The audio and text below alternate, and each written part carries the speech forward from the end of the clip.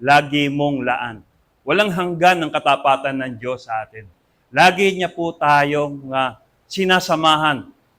Hindi natin may iwasan ang pagsubok na dumarating tuwina sa ating buhay. Hindi natin may iwasan yan. And there is no one exempted. Walang exemption ang pagsubok. It is common sa mankind. Lahat ay masusubok. Ang ating lamang pong kinakailangan sandata rito, every time na tayo umaharap sa pagsubok, walang iba kundi ang ating pananampalataya sa Diyos. Dahil ang pangunahing sandata na atin pong magagamit sa tuwing tayo ay humaharap sa mga pagsubok, walang iba kundi ang pananampalataya. Dahil we allow through our faith na ang Diyos na mag-intervene. Ang ating pong topic ngayon for the last Sunday of the month ay ang ating pong ang commitment po. Kumusta po ang ating mga commitment? Ito po, iba't ibang aspeto ang commitment na ito na ating pong kinakaharap sa pagpapamilya. Meron po yung commitment sa pag-aaral, sa eskwelahan, commitment sa mga sa church, sa trabaho, sa ating pakikipagsalamuha sa mga tao. That is commitment. It's a form of commitment. Di po ba? Pero alam niyo po na sa commitment, there is a blessing. Amen? Once you commit yourself in a certain area, lalo na po sa church, there is a blessing. Merong isang tao sa Bible, may Bible character na nais ko pong ihayag sa iyo. It is common. Napakinggan niyo na po ito, nabasa niyo na po ito sa buhay po ni Naomi, ni Ruth. Ano po? May I invite everyone na tayo po lahat ay tumayo. And before that is let us all declare the power of the Bible. Yung kapangyarihan ng salita ng Diyos. Sabihin po natin, declare po natin. Sige po, Ikalawang Timoteo, Kabanata 3, talatang 3, talatang 16. Sige po, lahat ng kasulatan, gamitin po natin ang ating pong labi. Alam niyo po, there is power in declaration. Gamitin po natin ito. Sabay-sabay po natin sabihin. Sige po, bigkasin po natin ito dahil sa pamamagitan ng pagbigkas natin ito, lumalabas ang kapangyarihan po. Sige po, lahat ng kasulatan ay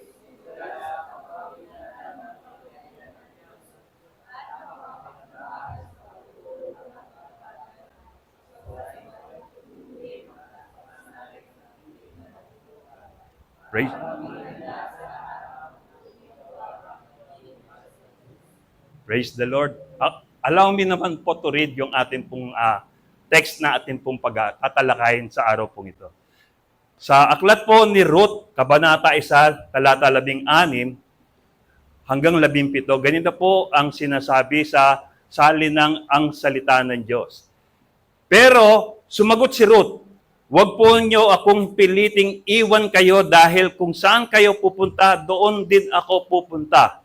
At kung saan kayo tumira, doon din po ako titira. Ang mga kababayan nyo ay magiging kababayan ko rin at ang Diyos nyo rin ay magiging Diyos ko rin. Kung saan kayo mamatay, doon din ako mamamatay at ililibing. Parusahan nawa ako ng Panginoon ng mabigat kapag humiwalay ako sa inyo. Maliban na lang kung ang kamatayan na ang maghihiwalay sa ating dalawa. Ang Diyos po ang magpapala sa kanyang mayamang salita. Saglit po tayong yumuko at manalangin. At sama-sama po nating damahin, tamasahin ang masaganang presensya ng Diyos sa ating pong piling.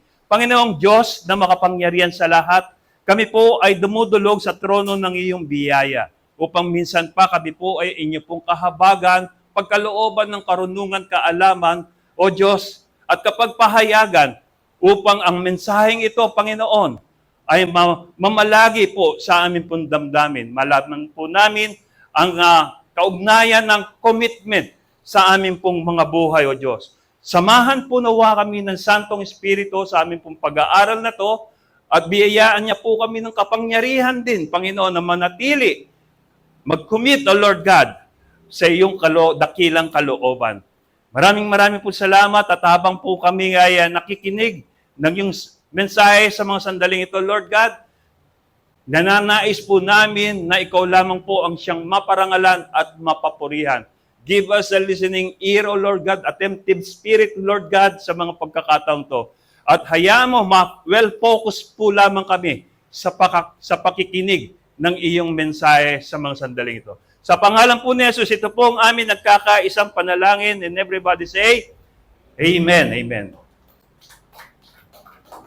Praise God. Sige po, maaari po tayong makaupo.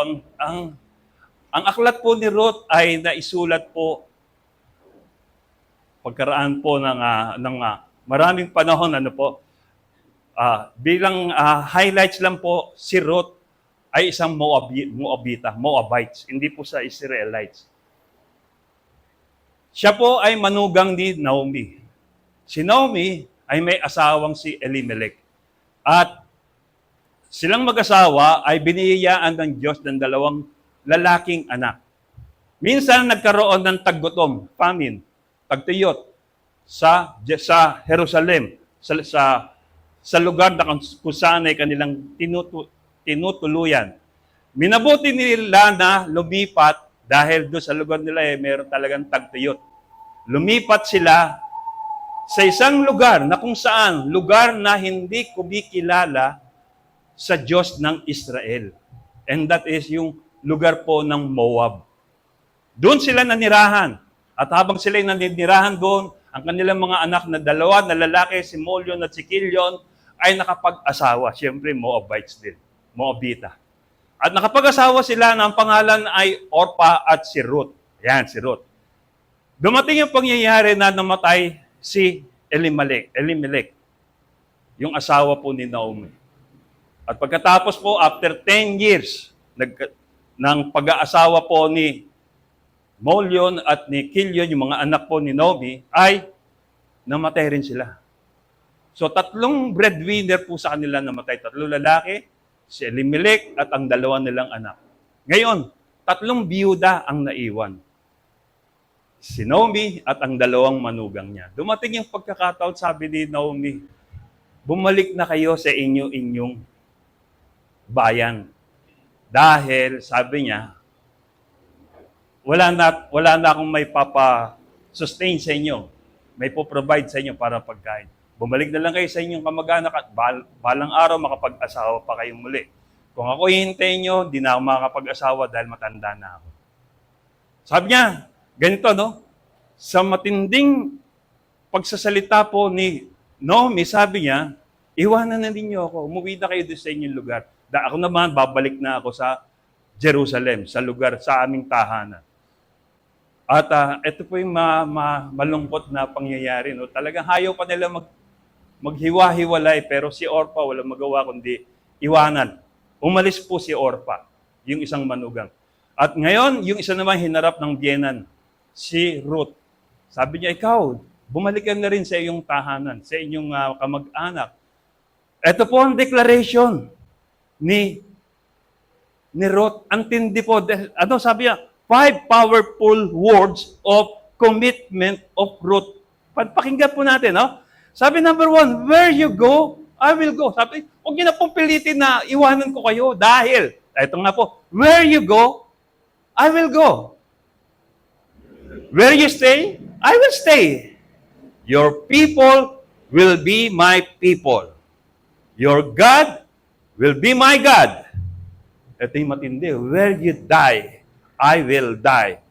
And may the Lord, ito pa yung in-laws niya, and may the Lord deal with me. Ibig sabihin, parusahan nawa ako ng Diyos kung hindi ko to gagawin. Ito ang tindi ng commitment, ano po? Makakuha po kaya. Makakuha, halimbawa po, no, sa mga may asawa, magkaroon kaya ng magandang klaseng manugang is a blessing. Amen po ba? Ang bait, talagang di niya iniwanan. Talagang, kung talagang naghihirap kayo, sasamahan ko kayo sa paghihirap nyo. Ganito. So, it is a commitment. What is commitment, by the way? Sabi, commitment is a promise. Katulad po ng ginawa ni Ruth Sabi niya, kung saan kayo pumunta, doon din ako. It is a promise. Commitment is a promise binding. Talagang binalot ng it is a decision that locks you in. Bakit? Kasi po, ang commitment, tapos hindi, is para bang ganito, faith, kailangan ng ating pananampalataya ay nilalakipan dapat natin lagi ng commitment. Because faith without commitment is like a body without breath. Meron siyang katawan, meron siyang hugis, pero hindi humihinga. Walang saysay dahil walang buhay. Kaya kailangan ang commitment daw po pala natin. O kung ang ating pananampalataya ay dapat nilalakipan ng commitment. Dahil kung ito'y wala, may faith ka nga pero wala kang commitment, wala kang involvement. Bali wala. Para ka lamang isang bumbilyang pundido. Dati kasi sabi, inilarawan dito, parang isang lampara na walang langis, hindi umiilaw. Dati kasi ganun ang langis eh. Dati ganun yung lampara ng mga tao. Kami dati ganun eh. Binutasan namin yung takip ng garapon, nilagyan namin ng basahang mahaba, at nilagyan namin ng fuel sa ilalim, langis, at yun ay nagiging silbing ilaw namin. Pero hindi na ngayon ganun. Kahit may kuryente na, o kahit brownout, may ilaw dahil may solar. Kaya, ano ang kabuluhan ng pananampalatayang walang commitment? It is like na pundidong ilaw. Ilaw ko nga pero hindi ka naman lumiliwanag. Parang ganon. Kailangan daw ang pananampalataya natin, nilalakipan natin ng commitment upang ito'y magliwanag. It is a form, it has a form, but no life. An empty lamp. By the way, tignan po natin yung declaration ni Ruth sa kanya pong biyenan. Declaration of Ruth is a total embracing of commitment to her mother-in-law. It is a complete forsaking of herself. Kaya niyo po bang sabihin ito sa mga kaibigan ninyo? Sa minamahal ninyo? O sa mga makakasama niyo o yung mga partners niyo in life? Pwede niyo ba sabihin, where you die, I will die? Kung saan ka, dun din ako. Ang tindi ng declaration niya at pinatunayan po ito ni Ruth. Commitment is being willing to accept the sometimes painful consequences of obedience to God. Minsan, alam niyo po, ang pagsunod natin sa Panginoon ay nakakaranas tayo ng mga tiisin. Pagsubok. Alam niyo po, siyempre, hindi lang naman como nasa church ka, wala kang tatanggapin na pagsubok, wala ka na rin mararanasan mga suliranin sa buhay. Meron pa rin. In every aspect of our life, laging merong suliranin, trials, struggles. Pero sa totoo lang, hindi natin po ito pwedeng alisin sa buhay natin. Ito yung nagpapahubog ng ating pananampalataya. Ito yung nagpapatibay ng ating kaugnayan sa Diyos. Kaya, God allowed these things to happen, na magkaroon tayo ng mga pagsubok. But, even though it is common to mankind, God is faithful. He will not let you be tempted beyond what you can bear. Sabi, hindi kanya susubukin ng higit pa sa iyong kakayahan. Alam ng Diyos kung ano yung kakayahan mo. Yung limit mo. Alam ng Diyos yan. And He will not allow na sa buhay mo, ikaw ay kanyang pagbubuhatin ng mas mabigat sa kakayahan mo. In Hebrew chapter 12 verse 1, sabi po, napapaligiran tayo ng maraming tao na nagpapatotoo tungkol sa pananampalataya nila sa Diyos. Kaya talikuran na natin ang kasalanang pumipigil sa atin at alisin ang anumang hadlang sa pagtakbo natin. Buong tiyaga tayong magpatuloy sa takbuhing itinakda ng Diyos para sa atin. Sabi po, let us run with perseverance. Buong pagtsatsaga tayong tumakbo. Kahit na maraming tayong madadaan ng mga tinik, maraming baku-bakong landas, tuloy pa rin tayo sa pagtakbo. Because commitment is more than intellectual agreement. It requires sacrificial giving of your whole self. So, ibig sabihin, commitment requires sacrifices. Minsan, di ba? Pag sabi, whole self eh. Pag sinabing whole self, time, effort, resources. Ibig sabihin, kung may pera ka, pwede mong ibigay dyan. Whole self ang sinasabi rito. When we speak of commitment, it is about the whole self. Hindi partial lang na ibibigay mo. You should involve yourself wholeheartedly. Buong buo. Commitment is never easy. Totoo yan. Bisan, ang ganda ng plano mo, ang ganda ng gusto mong mangyari, but sometimes, ang maganda yung mga sinasabi mo, but sometimes, it was squeezed to the wrong. Nagiging mali dahil sa maling interpretation. Di po ba? Alam nyo, may mga nagsasabi yung mga tao na talagang ang gaganda ng mga plano nila sa buhay, pero because meron talagang, we cannot please everybody eh. Kapag may natuwa sa'yo, may maaasar din sa'yo. Tandaan mo yan. We cannot please everybody. But if we please God, ang mangyayari sa iyo? Pagpapalain ka ng Diyos. Lalo kang magiging malapit sa Diyos. So let us all be focused na bigyan natin ng kasiyahan ng Diyos, hindi ang tao. Kung alam mo mabuti, panindigan mo. Kung alam mo ang tao, ang gagawin mo ay makapagbibigay ng kaluguran sa Diyos at iniuutusan ka naman ng Diyos na gawin yun, sabihin yun, do it for God's glory. Amen po ba? Palakpakan nga po muna natin ng Panginoon. Hallelujah!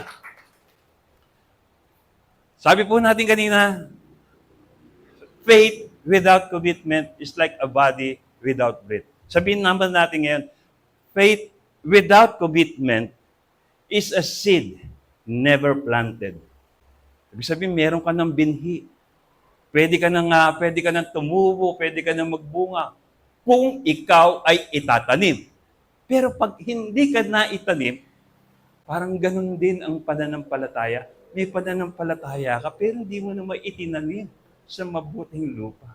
Ibig sabihin, hindi mo in-involve ang pananampalataya mo sa lupa o sa kung saan ka ilalagay ng Panginoon. You know the truth, but not acting on it. And that is like a seed that never planted. Alam mo yung totoo, pero hindi mo ginawa. Hindi mo sinalita. So, para kang binhi na hindi natanim, wala kang aasahang bunga. In our application, sabi, stay in God's even it is hard. Manatili ka sa Diyos kahit na masakit, makirot, kahit na maraming pagsubok, kahit na nahihirapan ka na, kahit hindi ka na nila pinapakinggan, kahit na parang baliwala ka na, stay in God's will. Ang Diyos pa rin. Kahit na wala nakikinig sa'yo, merong Diyos nakikinig sa'yo. Wala nakakita sa'yo, merong Diyos na nakakita sa'yo. Yung mabuti mong gawa, wala naka-appreciate, merong Diyos na magbibigay na reward sa'yo someday, somehow. Alam niyo po, your commitment will someday be your testimony. Paano mo i-encourage yung mga tao na manatili sa kanilang mga commitment if you yourself umalis? Di ba? Paano ko kayo encourage na magpatuloy, na manatili sa kalooban ng Diyos kung ako mismo hindi nananatili sa kalooban ng Diyos? And that is your testimony. Kaya nga, if you commit to God's ministries, pagpatuloy nyo. Dahil sinasalaminan ka ng mga tao na kung saan, pagdating ng araw, baka sila rin ay tumulad sa'yo. Kung tutulad sila sa iyo dahil sa iyong pagiging matibay, matatag, maganda yan. Pero kapag nakita nilang mahina ka, madali kang bumigay, bibigay rin sila. Kaya sabi natin, your commitment will someday be your testimony.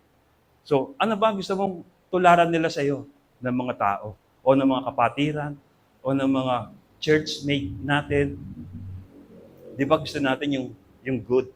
Dapat ganon.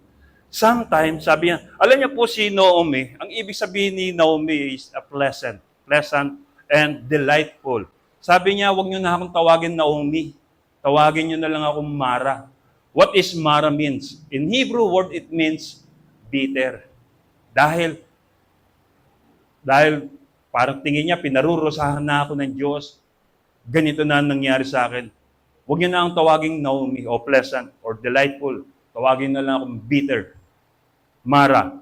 Kaya naman, ang nangyari po kay Naomi, sabi natin kanina, iniwan siya ng kanyang asawa. Iniwan siya ng kanyang asawa dahil kinuha siya ng Lord. Iniwan din siya ng dalawa niyang anak. At iniwan din siya ng isa niyang manugang.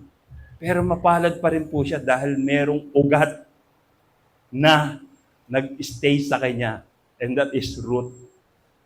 Ano ba sa Tagalog na root? Di ba ugat? Ang ibig sabihin po ng root is, it is in Hebrew word, it means friend or companion. Mapalad pa rin po siya, di ba? Hindi naman pinintulot ng Diyos lahat kunin sa Kanya, kundi pinintulot ng Diyos na merong isang taong mananatili sa Kanya. Alam niyo po, si Ruth ay, sinabi natin kanina, ay buhat sa land na hindi sumasampalataya sa Diyos ng Israel. Pero nag-declare siya, sabi niya, your God will be my God. Di ba? Dineclare niya kay Naomi kung sino yung Diyos mo. Siya rin ang magiging Diyos ko. Intindi ng commitment na ganito. So sana ganito rin po sa atin, ano po? Once we involve ourselves in a commitment, pwede mo natin i-declare na gano'n. Na this, gagawin ko ang mga ito to glorify God. Iniwan siya ng kanyang asawa, mga anak, at ng kanyang manugang, subalit merong pang Ruth na natira. Naalala ko po, alam niyo po yung istorya, si Jose Rizal ang ating pambansang bayani, yung mga nag-aaral dito. Gumawa siya ng isang kwento, at ang kwentong ito yung pagkakaibigan ng Matching at ng Pagong. May dalawang magkaibigan, Matching at Pagong, na lagi sila magkalaro, magkasama, kahit saan-saan. Bisan sa kanilang paglalakad, nakakita sila ng isang malaking puno ng saging. Sabi nila, sabi nila, itatanim ko ito, sabi ni Matching. Sabi ni Pagong, itatanim ko ito sa aking sa tapat ng aking bahay. Sabi po ni Matching, kaya gawin natin, hati tayo. Sabi ni Matching. Sabi naman ni Pagong, sige. Kaya hinati ni Matching ito na pabor sa kanya. Hinati niya, iniwan niya yung ugat, yung puno kanya. Bit ni Matching ang puno at ibinaon sa lupa. Tapos dinidiligan, inalagaan. Ito naman si Pagong. Ganon din ang nangyari dahil siya yung Pagong. Inalagaan niya. Dinidiligan lagi at laging binubungkal ang lupa hanggang sa tumutubo. Ito naman si Matching, kahit nalusipag niya ng pagdidilig, unti-unti yung dahon ng tutuyot hanggang sa tuluyang namatay ang puno. Minsan dinalaw niya ang kaibigan niya si Pagong at sa pagdalaw niya kay Pagong, nakita niya ang puno na iniwan niyang ugat ay nagbubunga na. Kaya ang ginawa ni Pagong, umakyat siya sa puno at doon na malagi at nagpasasa sa bunga ng saging. Nakita siya ni Pagong. Sabi, bumaba ka dyan, akin yan. Sabi, hindi, mula ngayon, akin na to, sabi niya. Alam niyo po ginawa niya? Dahil sa masamang loob ni Pagong, kumuha siya ng mga tinik. Sa palibot ng puno ng saging, nilagyan niya ng tinik. At nung bumaba, si Machig, natinik siya, nagalit siya. Sabi niya. At sabi niya, kinuha niya si Pagong. Sabi niya, ikaw, sabi niya, ba't mong ginawa sa akin to? Sabi niya, ang ginawa ni Maching, sabi niya, ihahagis kita sa apoy. Sabi niya, para masunog ka. Hindi, nagkakamali ka, sabi ni Pagong. Pag nilagay mo ako sa apoy, maglalaro lang ako, matutuwa pa ako. Nag-isip si Maching, ihahagis na lang kita sa ilog para malunod ka. Wag, sabi ni Pagong, malulunod ako, hindi ako marunong lumangoy. Wag mo akong ihagis dyan. Ah, sige. Yung pala, kahinaan mo ha. Hinagis siya doon sa ilog. Pagkahagis siya sa ilog, lalangoy-langoy si Pagong. Sabi ni Pagong, naisahan niya si Maching. Ano pong lesson natin dito? Sometimes, our commitment is being destroyed by pride. Ito lang. Bawat isa sa atin, meron dito eh. Pero ang issue dito, how you handle your pride. Handa ka bang ibaba ito if it is needed? If it is can glorify God, kaya mo ba ibaba? Sabi po natin, no, ang commitment na hinihingi sa atin ng Panginoon dito is yung katulad po ng sinabi, ng declaration ni Naomi, where you die, I will die. Parusahan nawa ako ng Diyos kung hindi ko to gagawin. Commitment is difficult. Mahirap. Kasi lalo na po sa mga tao, kita natin kanina, music, tatlo na lang dito. But ayaw pa rin natin ma-involve. Because ayaw natin ma-involve. Ayaw natin mag-commit. Pero it is needed. Kailangan eh. Masaya po ba kayo? Ganun ang nakikita nyo, unti-unting nawawala ang nakatayo rito? O why don't you involve yourself? Pwede naman kayong maging kagamit-gamit sa Panginoon. Alam niyo po, ang bawat isa sa atin may kadi-kadi ang pagkatawag ang Diyos. Bakit ba tayo inilagay ng Diyos dito? Para ganito na lamang po ba tayo? Hindi po eh. Unti-unti, pinalalago tayo ng Diyos. Sabi niya, binabago niya tayo araw-araw. For good. Para magkaroon tayo ng kasanayan, karunungan, kaalaman sa paglilingkod sa Panginoon. Commitment is difficult because it means total dependency to our God over the flood of trials. Ang trials na sinasabi po natin dito, hindi talaga natin may iwasan. Darating at darating sa atin yan. Minsan, sickness, minsan yung emptiness, minsan yung persecution, lahat yan dumarating. Pero, kailangan natin i-depende ang lahat ng ito sa Panginoon. Kanina meron po akong tumawag sa akin, dati kong kaklase. Yung anak niya, kaisa-isa niyang anak, ay 35 na lang yung platelets. Talagang meron pa siyang tubo. Hawak niya yung bag, may tubo. Nasa bahay lang at walang tumutulong, makakatulong para dalhin sa ospital. Yung kaklase ko, tumawag sa akin. Anong gagawin? Hirap na hirap siya, hindi niya alam. Dahil nasa malayong bansa siya, siya po ay lubog din sa utang. So, paano ko siya matutulungan? Wala po akong magagawa, kundi, di ko naman siya, nandito rin ako. At the same time, nandun siya sa Brunei. Ano may tutulong ko? Financial-wise, meron din kahit po pwede. Pero, physical attention, wala akong magagawa. Kaya po sinabi sa kanya, kailangan mo talaga yung total dependency mo sa Diyos.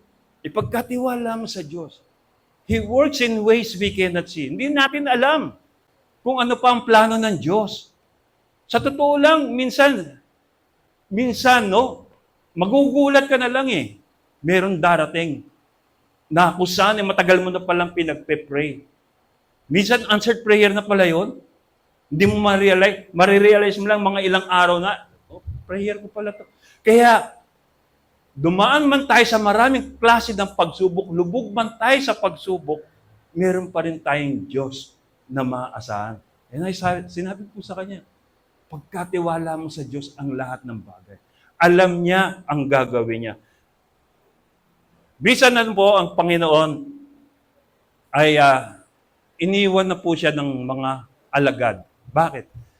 Ito yung event na pagkatapos na nagpakain siya ng 5,000 na tao sa pamamagitan ng 5 pieces of bread and 2 pieces of fish. Lahat nabusog. Pagkatapos ng event na yon, ng pangyayaring yon, nagsabi ang Panginoon, nagpakilala siya, ako ang tinapay ng buhay, ang kumakain ng aking laman at umiinom ng aking dugo ay siyang magkakaroon ng buhay na walang hanggan. Sabi niya gano'n, ano ba? Pero sabi ng mga tao, ano to? Cannibal, ba ako kakainin ko yung laban niya? Zombie? Hindi po gano'n. It is a figurative po pala. Ngayon, hindi siya naunawaan ng mga tao. Alam, ginawa ng mga tao. Mabigat na doktrina ito, sabi niya. Iniwanan siya ng mga tao. Yung mga pinagaling niya, yung mga pinalayas niya ng mga masasamang espiritu, yung binusog niya ng mga 5,000 na tao, nag-alisan lahat sa kanya ang natira, 12 apostol. Sabi ng Panginoon, kayo, hindi ba kayo aalis? Itong sabi ni Peter, sa John chapter 6, verse 68, sabi, Simon Peter answered him, Lord, to whom shall we go? You have the words of eternal life. Sabi, Panginoon, kanino pa po kami pupunta? Kayo lang ang may mensaheng nagbibigay ng buhay na walang hanggan. So nanatili po sila, di po ba? Mapalad yung mga taong nananatili sa kalooban ng Diyos.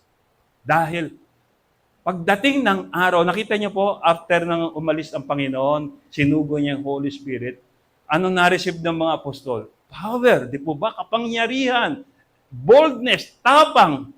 At ito po ngayon yung pinag-aaralan natin. Sa kanila pong mga effort yan. Isinulat nila lahat ito. Paano? Kung hindi nila isinulat to, ano pong babasahin natin? Di po ba ang lahat, mga ano na lang, mga kwento-kwento na lang. Kaya mapalad po tayo, meron tayong basis sa salita ng Diyos. Kaya nga po, sabi ni Peter, to whom shall we go? Hawak ninyo ang buhay na walang hanggan. In our conclusion, ito po ang masasabi po natin, your most important commitment is to love and honor God in all you do. Ito ang most important commitment po natin sa buhay. Ang ating Panginoon, ang ating Diyos ay ating bigyan ng karangalan, papurihan, at sambahin sa Espiritu at katotohanan. Commitment is to do what we said we would do even if it is difficult. Kaya nga po, mahirap po yung ginawa ni, yung kinomit ni Ruth sa kanyang biyenan. Where you die, I will die. At sabi niya, your God will be my God, your people will be my people.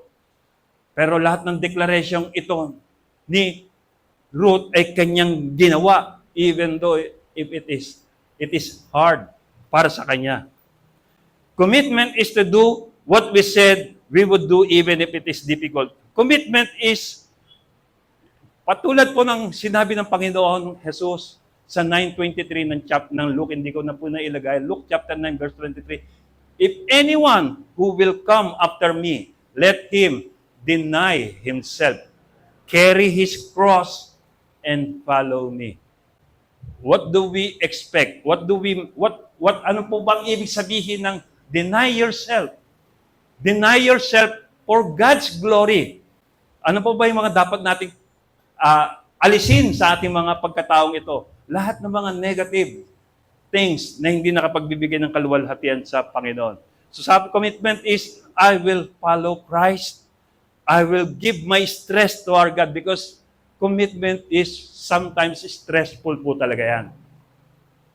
Pero sabi po natin, if we give this, yung stress natin ito sa kamay ng Panginoon, lalo po tayo magagaangan. Kinakailangan po talaga natin itong ibigay, itong stress na to. And that stress stands for strength, talent, resources, eagerness, sacrifices, and satisfaction.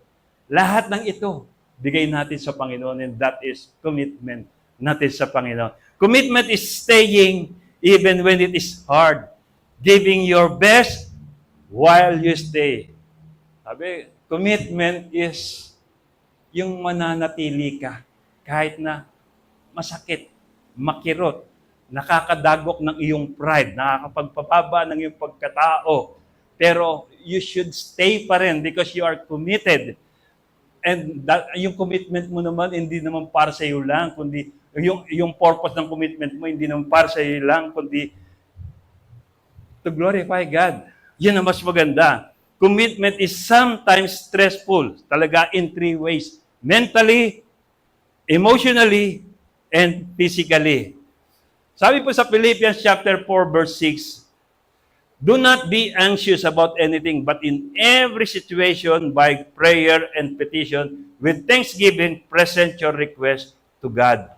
Kasi minsan, nagkaroon po ng parang depression o yung kalungkutan si Naomi dahil tatlong mga mahal niya sa buhay na wala at iniwanan pa siya ng kanyang manugang na si Orpha. Masakit po talaga yon. But the thing is, namalagi pa rin po siya sa kalooban ng Diyos. Stress is hard, but we can grow motivating. Are you dealing with sometimes something stressful right now? Maraming bagay na nakaka-stress sa atin. Na kayo ba ngayon ay napapalibutan ng mga stressful things in your life? At paano naman kayo tumatayo kapag nararanasan niyo ito? Alam niyo po, sabi natin kanina, topic natin is blessing of commitment. And what are those blessings? If we relate it sa buhay po ni Ruth, the blessing of Ruth's commitment are, number one, he married to Boaz. Kahit po si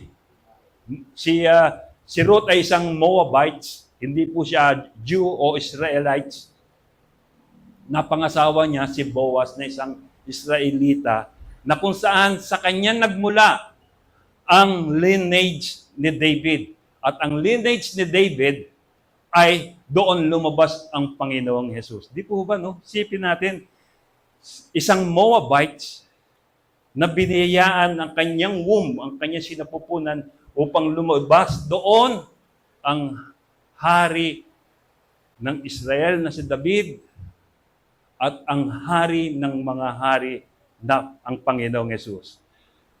Blessing of Ruth's commitment is married to Boaz, blessed with son. Dati kasi wala siyang anak, nagkaroon siya ng anak. At ito nga po si Obed na naging lahi, nagsimula ng lahi po ni David hanggang sa Panginoong Jesus.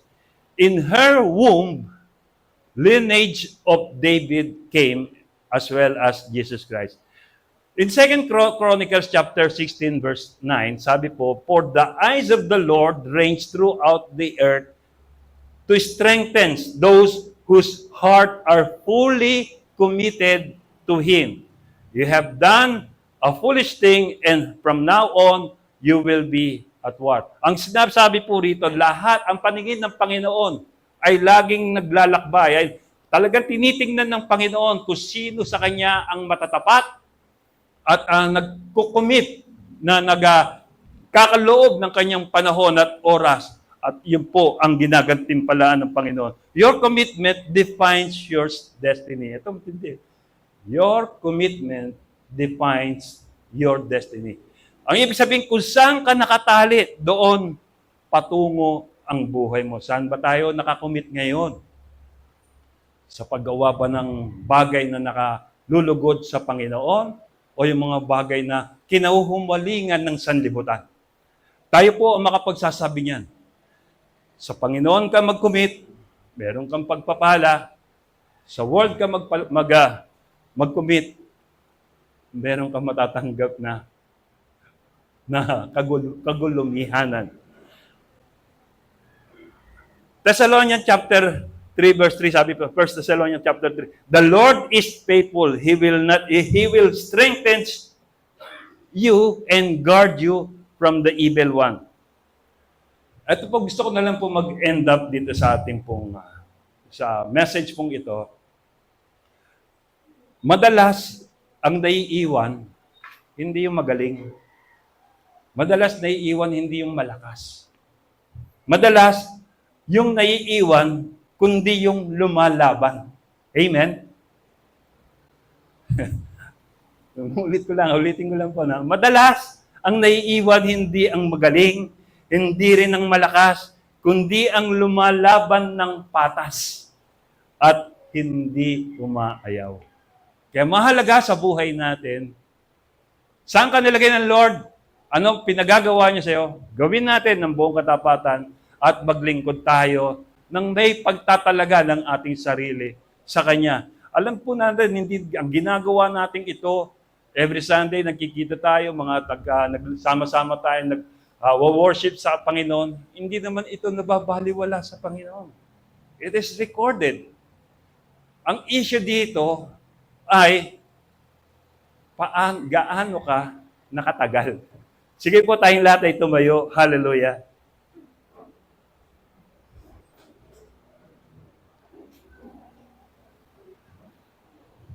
Habang tayo po ay nakatayo, ay patuloy po nating tamasahin ang masaganang presensya ng Panginoon sa atin. Let us all examine ourselves right now in the sight of God. Panginoong Diyos, kami po ay nasa inyong harapan. Salamat po sa inyong katuruan sa mga sandaling ito. Patungkol po sa commitment, Lord God. Sa involvement po namin sa paglilingkod po sa iyo, O Diyos. Naniniwala po kami that lahat ng ibinibigay mo po sa amin, makakasalamuha po namin, is truly a blessing, Lord God. But what you need, Lord God, is how we handle this. Paano po namin ito mapapangalagaan, Panginoon? Panginoon, sa amin pong sariling kakayahan, hindi po namin kaya ito. But sa tulong mo po, Panginoon, sa kakayahang ipagkakaloob po sa amin at karunungang aming tatamasahin, magagawa po namin ito, Lord. Tulungan mo po kami na maging mabuting steward, Panginoon. Katiwala ng mga ipinagkatiwala mo po sa amin. Bawat dumarating na mga kaluluwa, Lord God, ay amin po lingapin. Ang mga kaluluwang nangangawala na, Panginoon, aming bisitahin, dalawin, Panginoon, sapagkat ito ang nais mo. Hindi po para sa aming kaluguran, kundi para po sa iyong kaluwalhatian, O Lord God. Samahan mo po kami, Panginoon, sa lahat ng amin pong gagawin at ang bawat iisipin po namin, Panginoon, walang iba, kundi ang kapakanan ng lahat ng mga taong ipinagkakatiwala mo po sa amin upang sila po, Panginoon, palakasin sa pananampalataya, akayin sa katungo sa kaligtasan, O God. Lord, minsan po kami ay nagkukulang, Lord, patawarin mo po kami. We humble ourselves upon your sight right now, Lord God. At bigyan mo pa po kami, Panginoon, ng another chance upang kami ay magpatuloy na sama-sama sa iyo naglilingkod ng buong katapatan. Sama-sama ka namin dulutan ng kasiyahan, Panginoon. Hallelujah. Lord, maraming pong salamat sa mensaheng ito na ipinagkaloob mo sa amin. Nawa po, Panginoon, ikaw ay nabigyan namin ng kaluguran, kasiyahan, karangalan, Panginoon, kapurihan. Maraming po salamat, Ama. Ikaw na po, Panginoon, ang siyang tumulong sa amin upang tahakin namin ang landas ng paglago, Ama. Sa pangalan po ni Jesus, ito po ang aming nagkakaisa panalangin. And everybody say, Amen.